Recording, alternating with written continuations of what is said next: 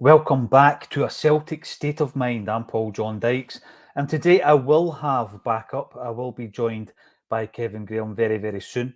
But before we do that, let's have a wee chat about some of the big topics of discussion in the world of Celtic this week. It has been a massive week. It continues to be huge. There's lots and lots of business still to be done in the world of football, and I just hope that Celtic will still be involved in that. What do you think? It looks as though Engels, obviously, and Trusty will be coming into the Celtic squad. We know who we've drawn in Europe. We've got the big game on Sunday. It's absolutely massive. Now, yesterday, we had an in-depth discussion about how we do or don't do business, and it sparked up quite a few debates. So thanks, everybody, for getting involved. It's really important for everybody to get their views in. We need debate. We need people to agree, disagree, put over their points, keep it all balanced. And that's what we're all about on A Celtic State of Mind, and particularly in a week like this week where, the transfer window is going to slam shut. Meanwhile, we're up at Celtic Park watching the draw for the Champions League. Exciting times for a Celtic supporter who, for example, one of the team's young boys of Bern, you'll remember facing, some of the commenters will remember facing young boys back in 1993 in a UEFA Cup game that went to extra time. We won the game with an own goal. We have moved, mountains and universes since then. Let's be honest, 31 years ago that game was. And we are now going to face them in the Champions League. They too have moved on and developed massively as a football club at this level. So we're going to be looking through all 8 fixtures, the razzmatazz, the box office of the draw last night, the meltdown that ensues. It's great to be involved. It really is. As a Celtic supporter, it's tremendous to be involved.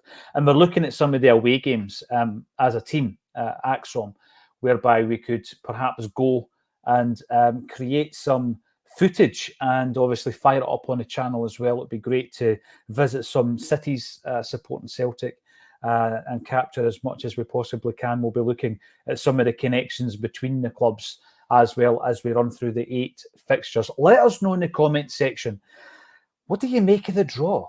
There's no chance. It's an easy draw. I think the word I've been using is favourable. Could have been so much more difficult. But I tell you, the teams that we're up against, obviously, are quality sides. We've got 4 home games. We've got 4 away games. And the way that the new setup works is it's one massive league. I think it took us a wee while to get used to the supercomputer yesterday watching that. The top 8 go right into the round of 16. And then if you're able to get into the central section of the league between places 9 and 24, you will go into a knockout round for a place in the round of 16. And I think that's got to be the target. To get the 10 games, to get the knockout rounds would be tremendous for Celtic. And then obviously after that, everything is an absolute bonus. We were not talking a great deal about the Rangers game yesterday because we were focusing on the transfers and we were focusing on the Champions League draw.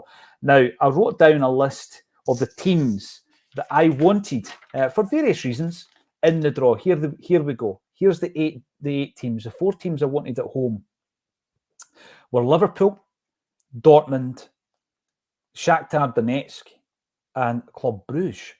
And the 4 teams I wanted away from home were Lille, Feyenoord, Brest, and Sturm Graz. That was like my dream draw. I wanted an English team in there. I think it's always good to put ourselves against the EPL opposition. It's a good away day. I wanted Liverpool at home because I think there's been some great memories between the 2 clubs. My first game I ever went to in 1987 was at Celtic Park against Liverpool, so it didn't happen. Of course, we've got Aston Villa. And we're going to be running through these fixtures, very interesting fixtures, some great links, and I want you to let me know, how well do you think we're going to do in each of the games as well? In terms of transfers, Celtic have started to turn the screw, I think, in the last day or so. And we're expecting us to go out there today and spend 11 million on Arne Engels, just called up to the Belgian national squad. And then a further 6 million on Trusty as well, who could be playing alongside his American compatriot in Cameron Carter-Vickers, who's been in the news this morning because there are concerns due to the fact that he missed the morning session up at Lennoxtown. That's always going to be a concern, isn't it? Losing a player like Cameron Carter-Vickers. He's been a stalwart. He's been tremendous in these fixtures against Rangers. There's been so many games where he really has put himself, thrown his body on the line. And I think that, you do worry, of course you do. It could be something really simple. I don't think it would be mind games, would it? Do you think? On the part of Brendan Rodgers, would he be playing mind games at this late stage so that they don't expect or they can't plan for whoever our central defensive partnership is going to be? I remember last season going into the first derby, obviously it was at Ibrox, and that was the big talking point going in, is who we would play in the central defence, because we had an injury crisis. Carter-Vickers wasn't back, of course. We had signed Gustav Lagerberg, who's now left the building, Mike Nawrocki, who might be leaving the building. We'll speak about that. And we'd also signed Nat Phillips as well. And there was a whole spate of injuries, and Carter-Vickers missed that game. We got through it. We got through it 1-0. I got a few digs yesterday because I said on the telly that I think Celtic will win 1-0. Liam Scales will score the goal. Let us know your prediction for Sunday's derby as well. I'm really looking forward to all of this. Transfer window, Champions League, and the Glasgow derby. That's the three big ones. But there's still a lot of gossip on incomings and outgoings in relation to the end of this transfer window. So we'll be talking about all of that. Can we afford squad-wise to allow Chimoki Iwata and Mike Nawrocki to leave the building? I think when you think of the latter, Nawrocki barely played. Really, he barely played last season. He comes back and gets injured in a pre-season friendly this time round. And I think that, if we were to lose him, you're running with Cameron Carter-Vickers, Liam Scales, Austin Trusty, and Stephen Welsh. That's your four central defenders, because obviously Gustav Lagerberg has already gone. He's on loan to 20 Eskide. He follows a long list of players who have left the building. Do you think we can offload Chimoki Iwata and Mike Nawrocki? Does it mean that we need to bring in another midfield player? I think we did anyway, didn't we? We needed to bring in another midfielder. And the one who has been linked is Sanchez. Obviously, we've also been linked to Luke McEwen. My take on McEwen is that he is a type of player that should be signed by Aberdeen. I think Aberdeen, a couple of signings, and they could be pushing for second. Did you get the meltdown from that yesterday as well? Listen, it slipped out, right? But it was glorious to see. It was absolutely glorious to see. Let's get some of your comments up as well. We're going to score, says Ian Roy. We're going to score at least 3 or 4 minimum. Now, absolutely, I get why you would think that, Ian. I think the confidence is there. We've got a bit of momentum about us so far this season. We've been really free-flowing, I think, cutting through teams. We've conceded 1 goal. And yeah, it wouldn't surprise me, I've got to say, but I just think we've been involved in so many of these games. And actually, since Brendan Rodgers has come back, there's only ever really been 1 goal in any victories that we've had against them. 2-1, 1-0 a couple of times. So I think that the games have been tight. I do believe, and I don't pay as close attention to them as a lot of their fans do to Celtic, I do believe they're weaker. But there's an argument to say that we are not any stronger. I think when the new guys come in, and we expect them to come in today, that they might make us stronger, but they won't make us stronger immediately, because I don't think they'd get thrown in. I don't think they'd get thrown into the mix. I don't know if that's a good idea. Off the top of my head, who has done in the past? We've thrown in Johan Mjalby, Josip Juranovic, Alistair Johnston. And I'm just about to throw in somebody here, and it's Kevin Graham. And this shows you his commitment, because I think he's out walking the dog or something. And he's just jumped in to say hello. There you go. Are you walking the dog? Are you in the car there, Kev? I'm in the car. My laptop has decided to knacker, and I couldn't get it to work. That's why I'm late. So I've ended up sitting in my motor. Kevin, which is... listen, that it's not a bad acoustic actually to be in a car. I've noticed when you're live streaming. So welcome, Kevin Graham. We've got 3 big topics of discussion. We've obviously got the Champions League draw. I'm going to run through them game by game. The eight ties that we're going to be facing: 4 at home, 4 away. We have the transfer window about to close. Lots of business in and out by the looks of it. I think so anyway. A lot of people have kind of thought, right, we're going to bring in the 2 and that'll be our business done. And then, of course, we've got the game at the weekend. Ian Roy reckons we're going to score at least 3 or 4 minimum. I was a wee bit more cagey yesterday, Kev. I said 1-0 Celtic. How are you feeling about it? I've kind of got to the point where there's been a lot of other stuff going on this week, which has kind of took our minds off it, and our minds are kind of took off it today. And I think if we were massive underdogs in this game, I'd be more worried about Sunday. But what we are a very, very good side domestically at least. And we should have enough to beat Rangers at home. And all these distractions are just distractions at the moment, which at midnight, 11 o'clock the night, we'll get put to bed. And the Mora, well, after we try to get Oasis tickets, the Mora for the majority of the day, then we'll get put to bed again. And then we'll focus on the game. But I'm not worried about it, and that's when we'll usually get bitten. Well, the big thing is, one little bit. I can understand why Ian and others are quite bullish about it, going in 3 or 4-0 predictions. I totally get it, because we're playing well. I'm not sure they're doing too well, and I think we've got it in our locker to do that. But I'm going back to last season's fixtures, Kevin, and they were tight. Even when we were playing very well, they were tight, you know. Scottish Cup final wasn't a great performance, but we get the win. And I just think that, you know, we have adapted better to playing to an exclusively Rangers crowd compared to them playing in front of an exclusively Celtic crowd. And I think that's going to be key, because there's players in that team that haven't experienced this before. In the Rangers side I'm talking about. And I think that the Celtic team is already galvanised by success, the success of last season, another pre-season in their legs. Guys like Kuhn, who didn't contribute a great deal last time round, they're going to be guys that you're expecting something from. So I get it. I get people coming in and saying 3 or 4-0. I'm just always going into these games. Traditionally, I've always been a bit cagey. There was a spell when Rangers were promoted to the Premiership, and it was a case of how much it was going to be, Kev. There were some great victories. We scored 5 on quite a few occasions. 5 ones, and it was some magic days. I'm still annoyed at that one at Celtic Park where we won the league that day. And we stopped at 5, and I'm going to keep it going, because this could be anything that we actually wanted that day. That could have been it, and I don't think it will be like that. I think we've got the majority of the experience, and we've got experience of winning these games, and they don't. They've got I don't think they've got much experience in this. And look, if we score 1 early doors, then it might open up. It could be whatever we want it to be.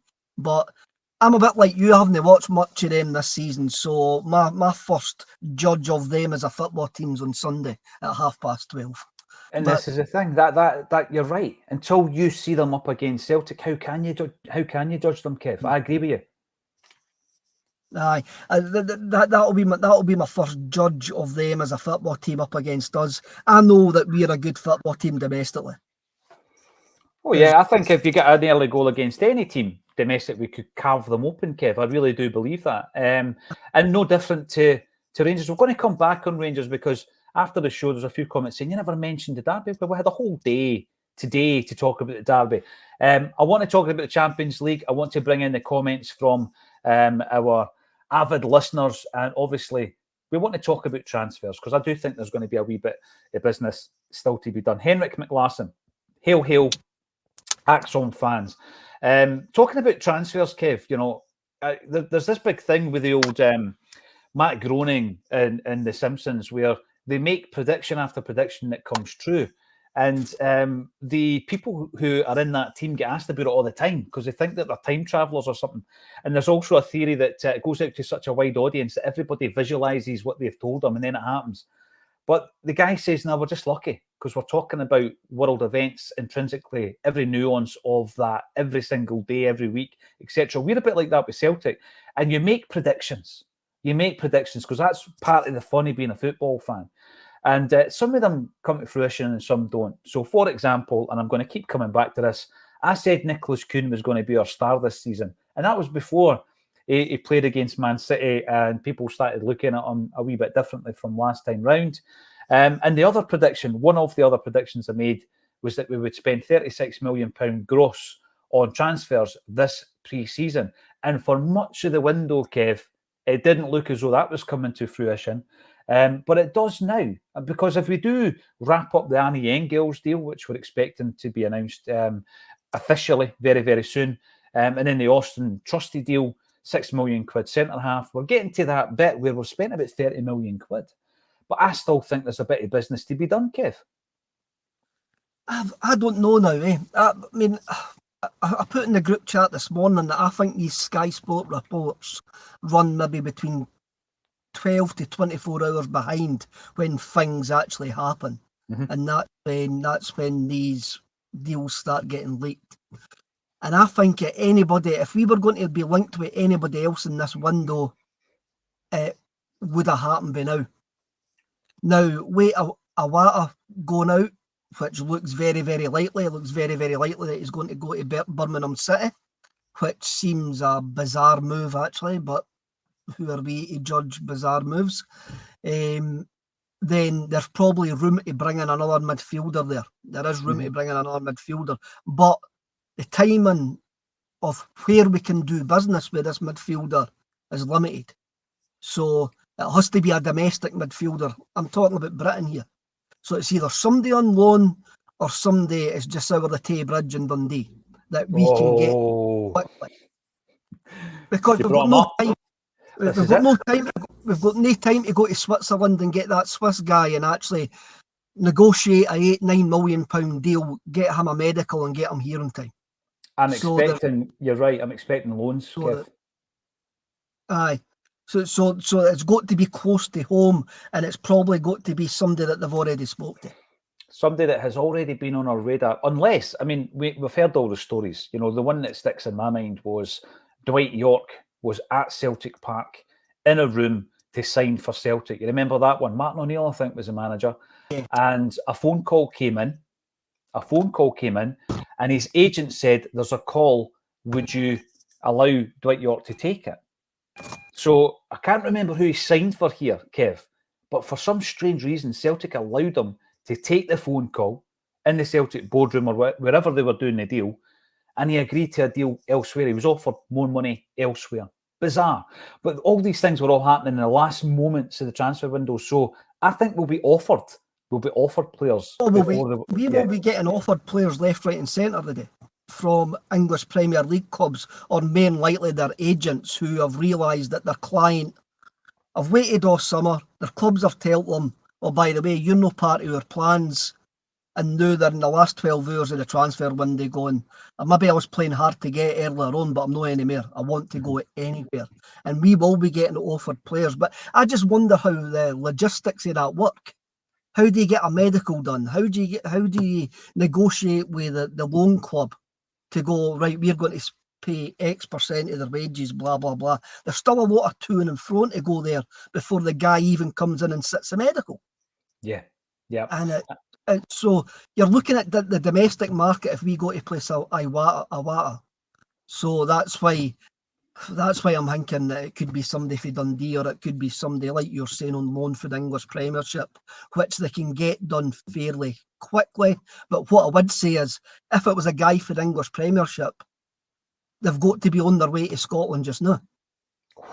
Let us know if you see them on a flight. Come on, let's see it. And then we'll get all the rumours coming from taxi drivers. Maybe they're at Southgate Services having a pasty or something like that. See, it's not quite a Parkhead pie, is it, Kev? Not quite a Parkhead pie. Didn't go there. I've had enough abuse about Parkhead pies. £4.15. £4.15. That's all I'm going. That's fine, Kev. Right, we'll wrap up the transfers just now, because between us finishing the stream at 1:30 and the transfer window closing, there's going to be other business. There's going to be other business, and people will be tuning into this show after the live, and obviously there's going to be other things confirmed. Ins and outs will happen. But up until now, if we include Engels and we include Trusty in the transfer business that we've done, I'm going to bring up Barry O'Sullivan's comment, who asks, are we happy boys now? Because I don't think we were that happy yesterday. Favourable CL draw and breaking the club transfer record again in the last 3 weeks. So we've broken the record twice in this one window. We bring in Engels, who looks like top class kind of progressive signing, Kev, where you're bringing him in at that age. You know, that I know Odenholm was a wee bit younger, but he's coming in at around about that age, but we're shopping in a much higher bracket and calibre of player, hence the transfer fee. He's been called up to the Belgian national team this morning, we learn. I think it's a tremendous bit of business, but it also shows, and I mentioned this yesterday, Brendan Rodgers is in control here because he's pushed, and it didn't matter if we had to go to 11 million. He said, I want my man. Wee bit like Adam Mead. If it's going to cost us a couple of £1 million extra, doesn't matter. He's the guy that I want. So one of the biggest positives, as well as the calibre of the player, is the fact that Rodgers is running this, Kev. Rodgers is running this window. Yeah, he's running this window, but I'm just wondering who identified Engels. Because he's not a market that you expect Rodgers to actually know. And that's not to say that Rodgers wants, seemingly that was, if you listen to Anthony Joseph actually says that Rodgers really, really wanted Engels and they got him, but he's not really a market that we would expect Rodgers to shop in. Looking forward to actually seeing him. The boy looks a baller, he really does. At 20, he's got that development style. Eden Bernardo, Rodgers is in charge of that. That's quite noticeable. I says yesterday I didn't really understand the link to the Polish guy in America. That seemed a bit left field to me. But Rodgers has had to be in control of this window because there's nobody else. And I was maybe a bit harsh on the guys that were doing the deals yesterday, and I thought about it overnight. And I kind of came to the conclusion it would be like asking me to disarm a nuclear bomb, what we're asking them today. Michael Nicholson and Chris, I can't remember his name. Chris Mackay. Are finance, Chris Mackay, are finance men, ain't they? Mm-hmm. And we're asking them to do multi-million-pound football deals. And maybe that shows what's up with the club. And I was maybe a bit wrong to call them idiots yesterday. They're working with one hand behind their back as well because they're not used to doing these deals. So I'll give them a bit of slack. I will give them a bit of slack. That's fair enough, Kev. There's nothing wrong with reflecting on what you say and then come back and moulding it. No problem at all with that. Now, the new format, Champions League draw, the Razzmatazz, the box office, Ronaldo and Buffon and all that kind of stuff. We got there eventually. And as I said before, the top 8 in the big group of 36, top 8 go right into the round of 16. We've then got 9 places, 9 to 24, who will go into a knockout for a place in the round of 16. And that has to be our target. 10 games has to be our target. Imagine you win your knockout, then you're in the land of the gods then. I'm going to run through these teams then that we got drawn against. RB Leipzig at home, they were a pot 1 team. Last season, 4th in the Bundesliga, Kev. They won the German Super Cup and they got knocked out in the Champions League round of 16 by Real Madrid. Coach Marco Rose, who's very highly rated in European football. It's going to be a tough one. We've got them at home. I'm going to run through all of these games, Kev. What's your feelings about that? Can we get anything from that game? You've got to hope it becomes Fortress Parkhead again, eh? That's what we've really, really got to hope. We've got to hope that we get points on the board at home. I think we have to take this in baby steps. And you know me, I want European progression. I want European domination. But we have to actually take this into baby steps, eh? And Leipzig are a very, very good side. A very, very good side. 4th in the Bundesliga. You've just rhymed off what they've done last season. They make trails in Europe every single year. but you've got to be at least targeting a point off them, eh? And it depends when the fixtures fall as well. That's what we've got to look at as well. But when you saw the draw on paper, you're going like that, target a point there and win your other 3 home games. It might not work out like that, eh? But that's the way that we're looking at it. And it was favourable for us. I think the home ties are absolutely favourable for us. But Leipzig are a very, very good side who have got a no bad European pedigree, as you would have backed by a massive corporation. Yeah, no, there is that, absolutely. Ian Roy comes in again. Of course we can. We've beaten better teams than them before. I'll go back to what Kev said, Fortress Parkhead. Yeah, we do need to get back to that point, because even when you're talking to the guys who were involved in Martin O'Neill's teams, post-Seville, you know, the big regret was what we didn't do away from home. We were able to take just about anybody on at home, but then, you know, our form away from home wasn't great. So, yeah, I think you're right, Kev. You look at that and you think to yourself, listen, if we can really, really up our game and somehow get something out of that game, then fantastic. I'll be delighted with that. Your maw, not your mum, Kev, your maw, just generally. Leipzig will be hard, but the other 3 home games are winnable. So let's talk about it. Let's talk about the other 3 games. Now, Danny boy, couldn't he make head nor tail of that draw yesterday? It's all right. Just get Ronaldo to press the button. Just get Ronaldo to press the button and all will be revealed, Danny. That's what I took from it. Now I've actually paid attention to the new format. I love it. Now I've actually paid attention. I'm like, I like this. I like this. This is maybe the Champions League needed a wee bit of refresh. It is a league now. It is a basic league, eh? And I quite like it. I quite like the way it's actually. Yeah, I know, but you do know that the rumour that it was just the SFA that gave them the supercomputer, because that's the same fair supercomputer that we use to appoint referees, assistants, VAR, and all that kind of stuff. Of course it is, because we search the Americas for the best in class. Club Bruges, right? Club Bruges, that was a wee dig at your man Fiallo. We're playing them at home, and I'm looking at Bruges, and the first thing I'm thinking about is Ronnie Dyler. I'm thinking, Ronnie Dyler, he was their manager. Well, he was their manager. He was a manager up until last season, where he was unceremoniously sacked. And Nicky Hayen came in as a manager. They were the Pot 2 club yesterday, Kev. They won the Belgian Pro League. They've got a system there where it goes into a playoff system, even in the top league. So you can finish 4th, go into the kind of playoff system and win the league. So that's exactly what they did. And they got to the semi-finals of the Conference League last season, post-Ronnie, where they were beaten by Fiorentina. Interesting enough, Dedrick Boyata is still at the club. I'm not sure him and Rodgers will have big hugs before the game. I'm not so sure about that, Kev. What kind of reception would Boyata get at home if he was to play? What do you think? We booed him when he was a Celtic player, so I don't know what kind of reception we'd actually get. Big Dedrick done a job for us, eh? He really did. The Belgians are. I always feel that we can beat Belgian clubs. They always look at one of those leagues that I go, right, with your resources, we should be aiming to beat Belgian clubs in Europe. And for folks saying they go to the Conference League semi-final, I would expect Celtic to get to the Conference League semi-final. Yeah, if we somehow ended up in the Conference League. So I think that's a very, very winnable game. And if I'm there or if I'm sitting on my couch watching it with my dad, I'll give Boyata a nice wee round of applause for what he'd done for us.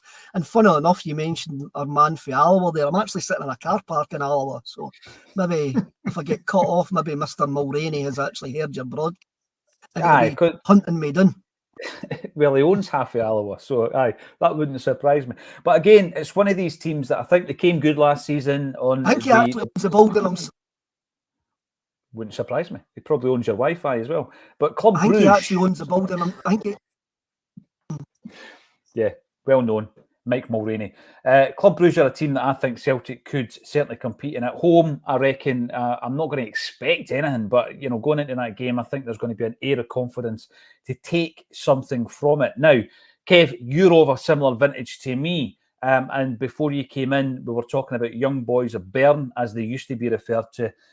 Pot 3, they were the Swiss Super League winners last season, and they got to the Champions League group. Their manager is Patrick Ramen, who took over from Raphael Wicke this season. So it's a new manager.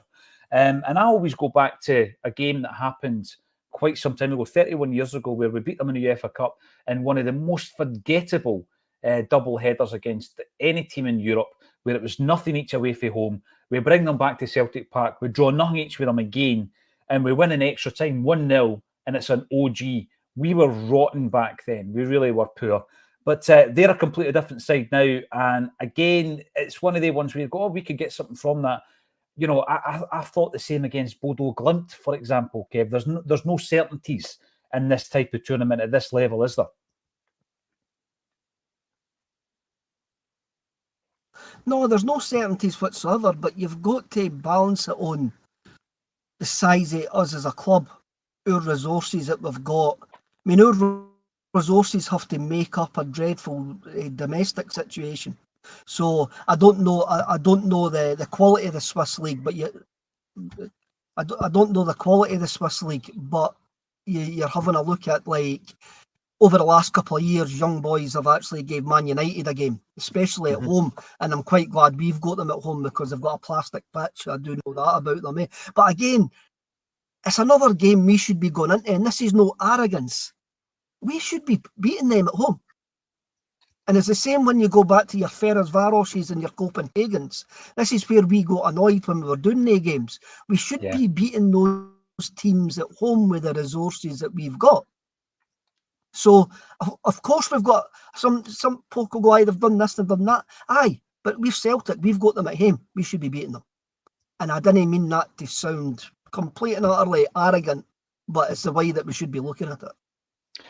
Listen, Kev, I don't think it's arrogant. I think we need a wee bit more of that bullishness about us.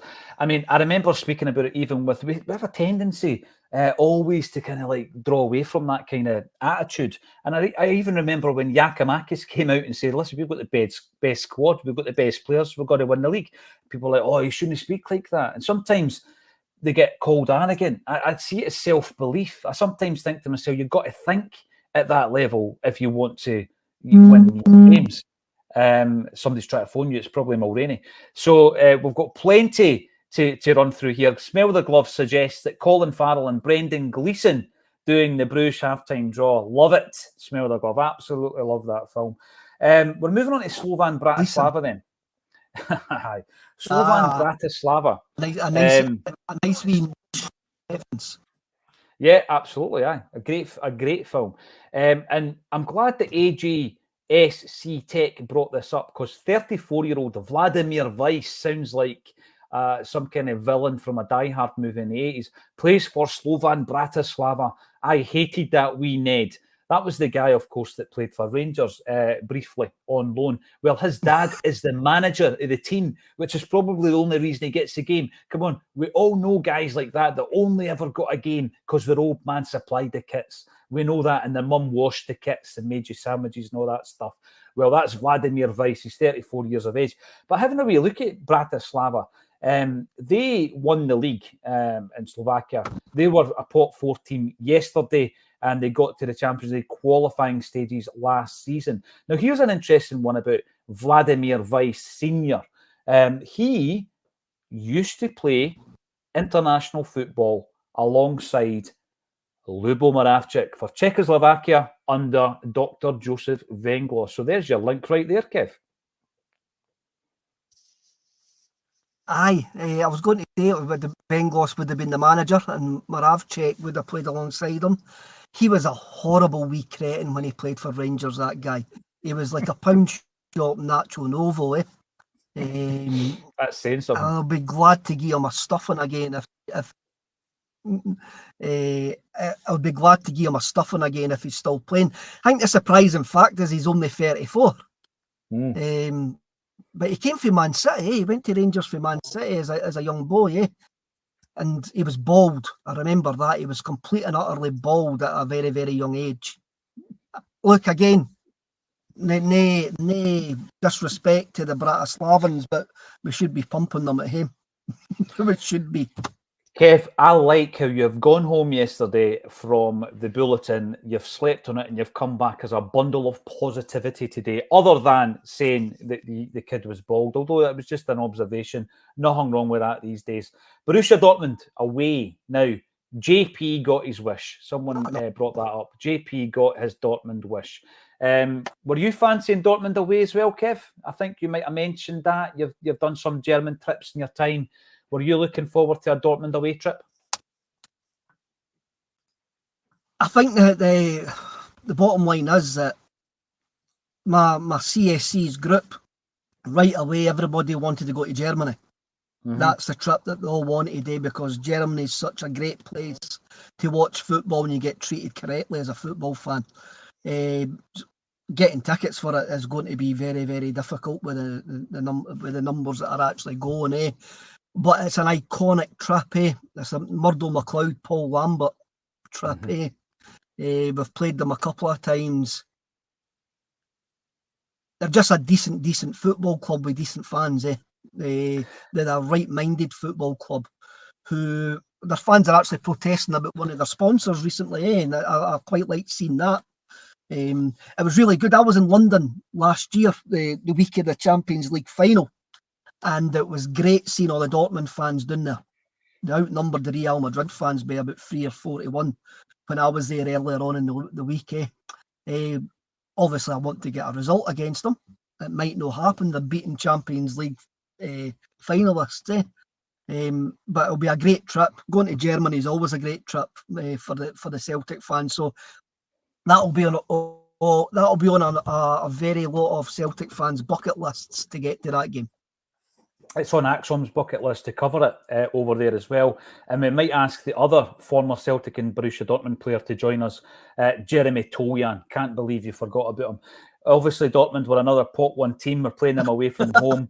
5th in the Bundesliga last season. Champions League runners-up, defeated by Real Madrid. We were all supporting them for obvious reasons. And their coach, Nuri Yahin, is just taken over this season as well. I don't think that really matters, because a lot of these big clubs do have managers changing regularly, but one team who don't is Atalanta, who will be playing away from home as well.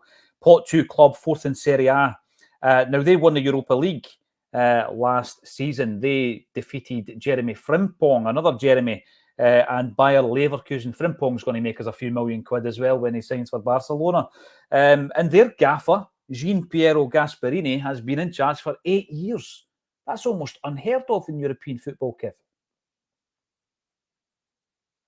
I love Gasperini. I love the way Gasperini gets his teams to play football. And, even though Leverkusen was such a romantic story last season, Gasperini in a European final, there was only one team I really wanted to win that European, and it was Atalanta. That is a tough tie in Bergamo, a right tough tie in Bergamo. But it's a style of football I would want us to play against. It's a style of football I want us to experience. Atalanta will look to go deep into this competition. I think they've won the Europa League the year before they got into the latter stages of the camp. They've had a wee crack at the Europa League over the last couple of years. So they'll be looking to make a mark in the Champions League. And for one of the best guys in football, I wish Gasperini all the best. I really do. He's one of the top coaches. He's one of the coaches that I always wish we would go and get, because of his philosophy of football. I really do. And I hope that it's a great tie. It's a real romantic tie for me as well. Just it's how I look at two teams, how they should play football. So that's exciting as well. Also for the away fans, it's not that far from Milan. So it's going to Milan and a wee trip to Bergamo. I don't think there's that much in Bergamo, actually. I was listening to the guys for the Anfield Rap earlier on, and their memories of Bergamo are not that good. So I think the Celtic fans will base themselves in Milan, get a wee train to Bergamo, and hopefully have a great night. Yeah, no, that's brilliant. I mean, that's part of the fun, obviously. There you go. Somebody's peeping their horn at you. They must have recognised you. Dynamo Zagreb away. Now, when I look at Dynamo Zagreb, the first thing that comes to my mind is Robert Prozinecki, of course. We also signed Mark Viduka from them back in 1998. But beyond all the nostalgia, Kev, this is a Croatian treble-winning side. They got to the Conference League round of 16 last season. Sergej Jakirovic took over last season and completely turned their fortunes around. I think this is one of the games this is the one that you're not paying much attention to, but that could be one of the trickiest matches of the 8.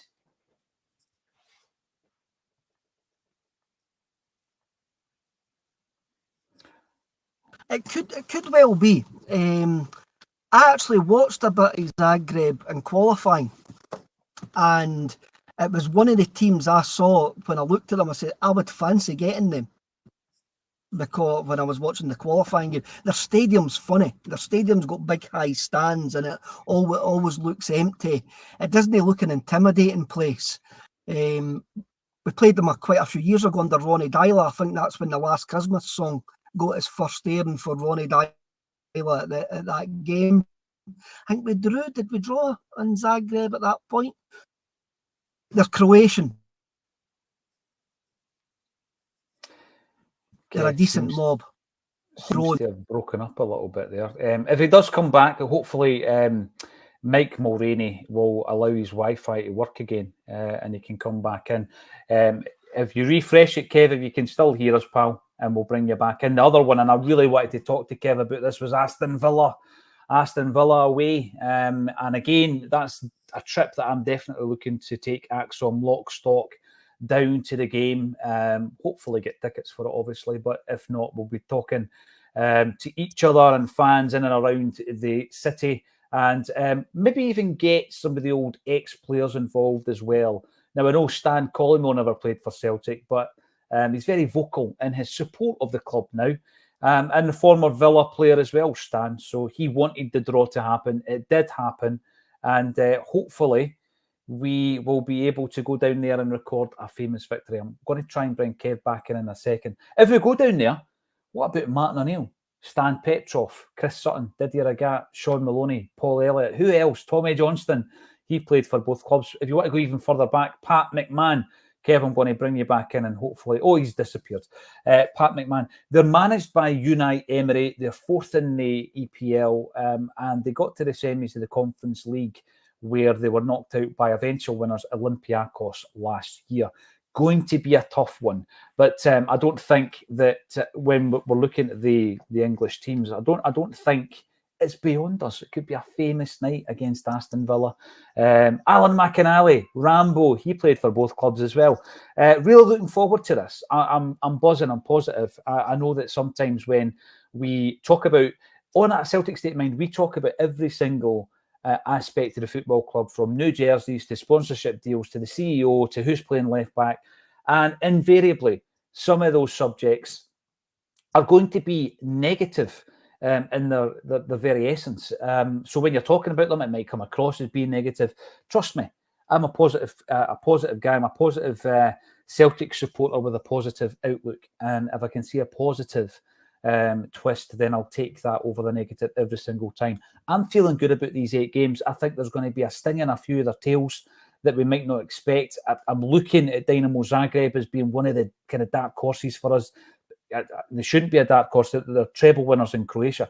And I think that looking at some of the more obvious names within the group will probably do pretty well against them, and we need to watch the pitfalls of these games and don't underestimate these teams, as I'm sure Rodgers will avoid. Any update on Carter Vickers whilst we've been on? I do have the news streams running constantly in the background, and I've been refreshing them. I know that he missed training this morning. He wasn't photographed at training. I'm also hearing that former boss Ange Postecoglou will be facing Rangers in Europe as well. Wow, that'll be box office as well. I'm pretty sure the big man will have a few one-liners for the pressers as well. Now, talking about Carter Vickers, he was one of the first team players who was linked with a move away from Celtic. And I think Atalanta actually were named in dispatches. They were also interested in Matt O'Reilly. Get well soon, Matt, after that terrible ankle injury that you suffered in your debut for Brighton and Hove Albion. We could have been facing Matt O'Reilly for Atalanta in the Champions League. Unfortunately, we will not. Cat Vickers can't leave the football club. Simple as that. Said it the other day, I'll say it again. There's been interest in Kyogo, Hatate, Carter, Vickers. These players cannot leave the football club, because going back to a point that Kevin made before he dropped off there, it's just too difficult to find a good replacement. You can get lucky. You can be offered a player in the dying embers of a transfer window, and that player could turn out to be a great signing. But I don't think it would be the preferred route of signing a player. We're going to be handed so many options and opportunities to sign between now and the transfer window closing. And it's just a case of, are they the right fit? Are they the right kind of calibre of player that's going to take us into a Champions League group that we've just discussed there against those 8 sides, and is going to improve our chances of winning the points that we require to get through to the next round. Now, the Villa manager apparently looks like a 1970s snooker player. Who are we thinking? Ray Reardon, maybe? Dortmund Kulche, let us know. Used to like a bit of the snooker. Here we go. Starring our next run of comments. Starting it off is Eric Barron. Eric, you're commenting on YouTube. If you're watching on YouTube, give us a thumbs up. It does help with the old algorithm. It helps for our show to pop up elsewhere and for more people to watch it. Give us a thumbs up. Subscribe to the channel. Tonight at 6 o'clock, we premiere the latest episode of This Is Acsom with Bernard Ponsonby. Bernard Ponsonby, the political editor for the STV for 34 years. No one has appeared on that channel longer than Bernard Ponsonby. He makes Anthony Montford looks like an up-and-coming upstart. He even had more service than Montford, and I can see that Kev has changed his position. He's coming back. Where's he going to be based? Let's have a look. Kevin Graham, you're in. Here we go. Where are you? I'm still in the car. Look at the pose, though. The pose has changed. You're far more relaxed, Kev. I like it. It's Fabrizio Romano pose. Yes, it is. Listen, your stream is definitely better. It's working, and it's working well. Now, Eric Barron comes in, Kev, of the pot 1 teams. Dortmund, he was the least worried about Dortmund. They are pretty inconsistent, says Eric. I was just saying before you came back, Kev, we will always deal with these big sides because there's an expectancy that they could come and tear you apart. We've been torn apart in Europe, not in the last couple of seasons per se, that Atletico Madrid are game apart away. So we approach these games, and we're really safe against these teams. I think we've got to be really aware and wary of some of the dark horses in here. Young Boys of Bern, didn't say much about them. They're coming to Celtic Park. We should win points. These are the teams that can trip you up in Europe, Kev. They can trip us up, but if we've got any European ambition, then we need to actually be beating these teams at home. We've got to go, right, we've got them at home. It's a favourable draw and we need to make it count. Because how many years have we not had favourable draws? So we can have a look at this and go, right, these teams have got a European pedigree, but we want to have a European pedigree, and that means taking at least 10 points at him. Brilliant. And that's what we've got to look at. With Zagreb, the stadium doesn't look intimidating, but I'm sure it will be hostile, the round about the game. The Croatians are really, really good. What they've done with the national team and all of that, But as you say, it just brings up memories of Prozaneski that time at Celtic Park as well. Utterly fantastic. Marko Viduka, as he was called at that time, as well. And again, I don't know. I think I would like to do Zagreb, but a lot of my pals who were there the last time says, no, I didn't go anywhere near Zagreb. But I wonder if it's worse, Zagreb or Birmingham. I don't know. Birmingham. If you do go, Kev, Mark Viduka, as he is now known, has a coffee shop, and I'm sure it's in Zagreb. Sure it is. In Zagreb. With his wife, Ivana. You'll remember Ivana used to accompany him from time to time at Celtic Park. Yes, George Nicholson comes in also on the YouTube. And as I was saying before, give us a thumbs up and subscribe to the channel, because tonight we are going to be joined by Bernard Ponsonby on the show. Now, I know who's lined up for next week, but I won't say until next week. Let's concentrate on Bernard. What a speaker he is. Absolutely passionate Celtic supporter. And tune in, 6 o'clock on the channel. Hit the notifications bell so that it reminds you as well. George says, the thing is, guys, no matter what happens this season in the Champions League, we are going to have qualifiers next season. So it is vital we get this sorted ASAP. Well, I'm going to look at this two ways. The first way that we need to look at it is we need to start doing better in Europe to obviously build up the coefficient.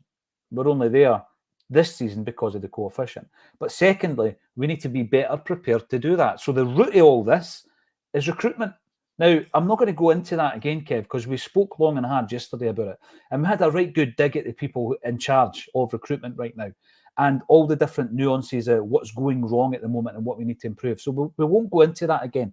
But the root of what George is saying here comes back to recruitment. We have entered European competitions far too often underprepared and ill-prepared.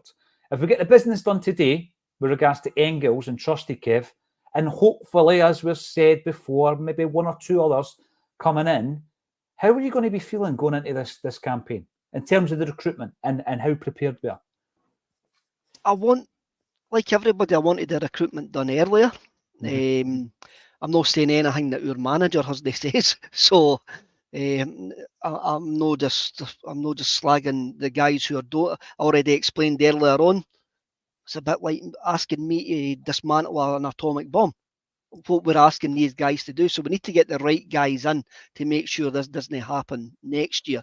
But if Awata goes and we bring in a midfielder, that's us doing it a 25-man squad, which is hats off to the money men there, getting money for some of the, no deadwood, but some of the guys that weren't contributing. We've managed to get money for them. Absolutely fantastic. And now we're running with a 25-man squad, which you should be looking to run with. Can maybe drop that slightly as well and bring in more academy players to make up that 25-man. But getting the amount of deadwood we had to get rid of, like, wasn't going to happen in one window. And I think they've actually done a great job getting rid of as many players for the money that they've actually done. There's still areas of the squad that can be improved in that 25-man squad. But if Trusty's coming in as your first choice centre-back alongside Cameron Carter-Vickers, you've got to, and I'm not going to slag Liam. Liam Scales has been absolutely fantastic for us. But I'm going to hit my car's roofs here. There's a ceiling that certain players reach. And you're having a look at Scales and your Taylors. And even on the left-hand side, you're looking at Maeda as well. You can probably improve that left-hand side because there is room for improvement there. Scales has never let us down. But we've got to now have constant recruitment improvement. But then we've got to see what happens this year. We have got to see what happens this year. There could be a couple of breakout stars this year. That means that we didn't need this. It means that we didn't need to address certain positions next year. You could have an Odin home breakout season. We do not know yet. And so I think if we get another midfielder today, I'm going to be happy with what we've actually done in this window. But I just wanted it done far, far earlier. And we've worked with our hands behind our backs. And we can't do that. Even for January going forward, we can't do this once again.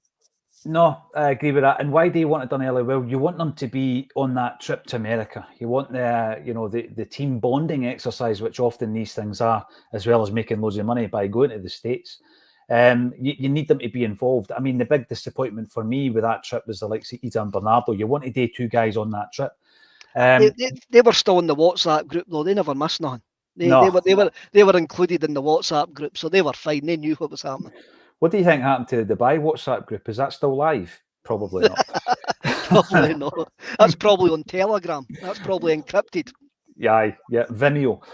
George Nicholson, you're back in. That's twice in a day. Is that Awata away? It looks as though we're going to Birmingham City. Eric Barron, you've got two opportunities as well. Young boys have started poorly in their league. All these different aspects of each individual game can result in us getting the points we require to get through to that point where we're between 9 and 24. there's one thing I want to bring up, Paul. The new Saints getting into the Conference League. A Welsh part-time team getting into the Conference League. Brilliant. That should be a slap round the face, your St Mirrens and that, eh? Were the new Just Saints saying. not? Were they not playing in the Petrol Tank Cup not that long ago? Remember the Challenge Cup with the Welsh teams and Irish teams? I'm sure they were playing in that tournament recently, last couple of seasons. There you go. We've pumped Dortmund in the Legends game. So what are you worried about, Kev? And Tony Cassidy says that he's up there. I love this. Right? We should have given you a cam because you might be on your bike, Tony. Sitting outside Celtic Park, a hive of activity, hustle and bustle all over the place. A few camouflage strips spotted. No Leo Messi as yet. Still time. Tony, you could be our Celtic Park correspondent today if you wish. Give me a shout and I'll dial you in, whatever you're up to. Opinionated Glaswegian OG, and you're going to give Rangers a tanking in Europa League. Oh well, that's fine if he does. Robert Wallace, Villa fans have us as a buy. Easy 3 points, they reckon. Love it. I don't mind being the underdog. Don't mind being the underdog. I think the last time we played in Birmingham, did we not play Birmingham City in a friendly? And there was a National Front rally the same day, and all the Celtic fans got attacked. Were you at that game? 1-0. I was at that game, aye. Van Hooydonk. I can't remember the score. Oh, that was back in those days, was it? I just remember the pub. I just remember the pub getting bricked. Yeah, I can't remember the score. I remember reading about that recently. I think there's articles on the Celtic Wiki actually about that. So you're right. Yeah. There you go. Aye, if they see us as a buyer, I don't mind that. Tim, I didn't mind that. I didn't mind that either. Eh? Villa seem a decent club, apart from Prince William and David Cameron supporting them. Eh? They seem to have a big Irish diaspora in that area of Birmingham as well. So good luck to Villa. Nah, no win the players right enough, eh?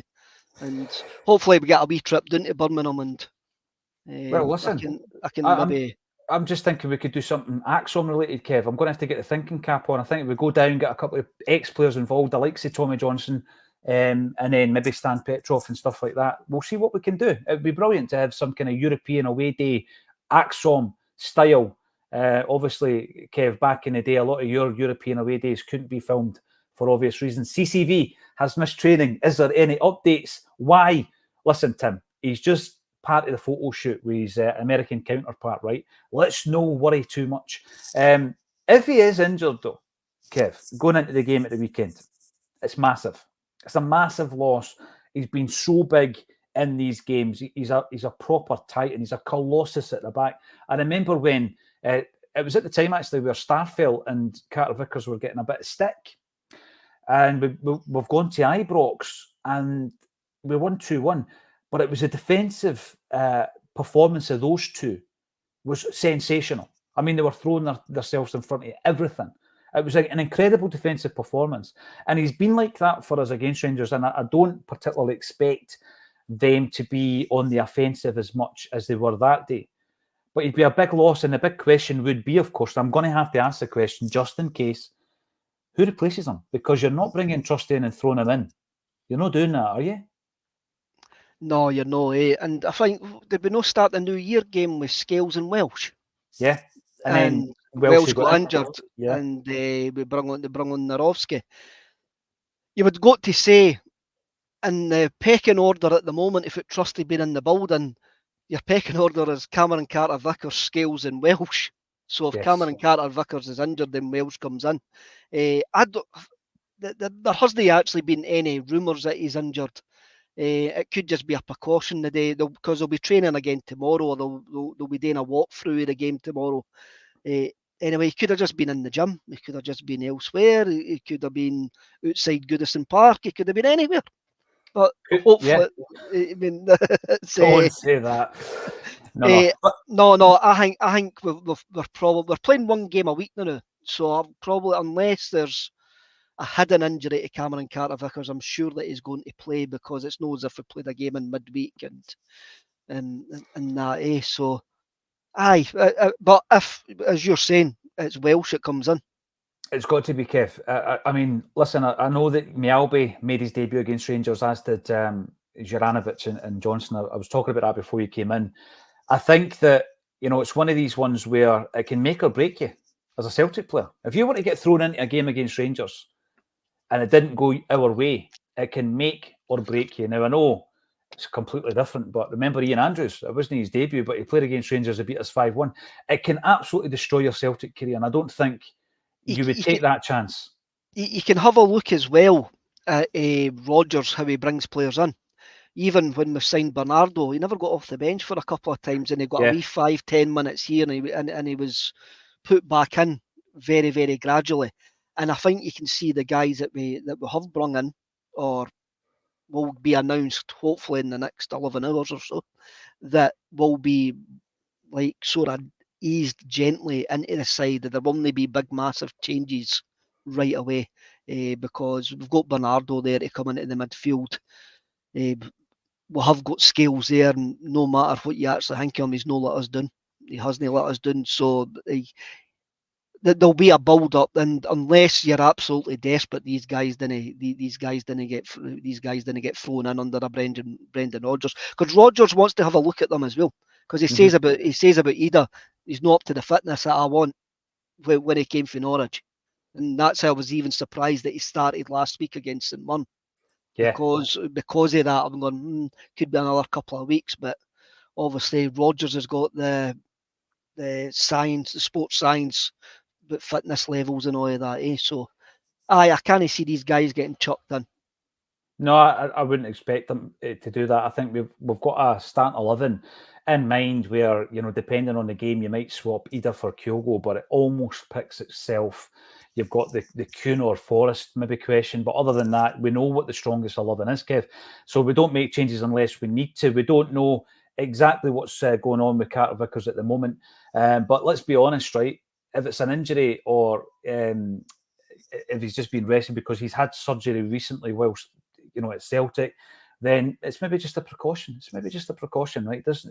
I'm going to be positive about this going into the game at the weekend, which obviously we will be covering.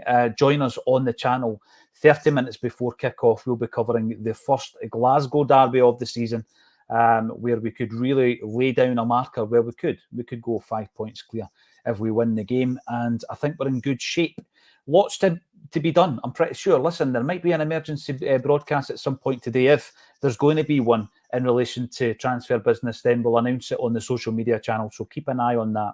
Also, subscribe to us on YouTube. It's free of charge, and we're bringing more and more content to the channel. As I say, we want to do some Champions League stuff this year on the road, which could be good fun for everybody involved. But tonight, This is Acsom is with Bernard Ponsonby. 6 o'clock. It's a tremendous interview. I've got to say, it was brilliant. What a discussion. A great guest on the show. And we are also going to be joined by Gordon Strachan and John Hartson live. Come along. Our September gig is completely sold out with Charlie Mulgrew, but you can come along in October and join us at Barra's Art and Design for a great night. Brilliant nights, these. The tickets are available underneath the video. Listen, it's a great time to be a Celtic supporter. Thanks, everybody, for getting involved, and thank you to Kevin Graham for joining me on A Celtic Stage.